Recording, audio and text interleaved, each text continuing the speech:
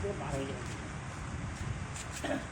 তখন ওই গাড়িতে উঠে ঠিক করে ওরা জঙ্গল খানা করেছে, ওর লরিটাকে আটকে দিল,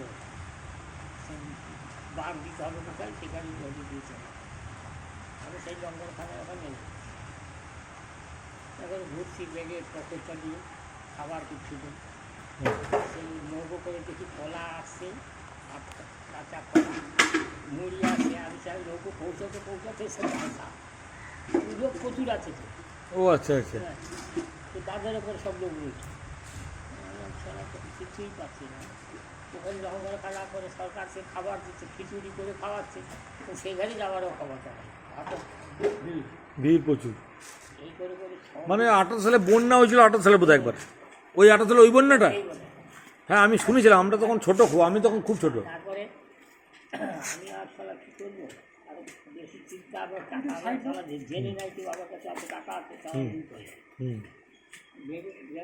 বগলে করে নিয়েও সারা রাত ঘুমাচ্ছি, ঘুম পাচ্ছি, ঘুম হবে না। সারা কী করবো, এরকম করে করে করে আর 5 দিন পর দিনে 5 দিন ওখানে হয়ে গেছে, খাইনি কিছু আর। হ্যাঁ, জলও কি পাচ্ছে, জল হতে পারছেন না, জল পাবো সে তো বন্ধ, ওই নোংরা জল তো সব। হ্যাঁ, তো কিছুই পাচ্ছি না, এরকম চলছে। শরীর করে লরি যাচ্ছে, তাকে বললাম সে খালাসি সামনে সামনে হাঁটছে, ডাক দাঁড়িয়ে, আর লরি ওর পিছনে পিছনে আস্তে আস্তে।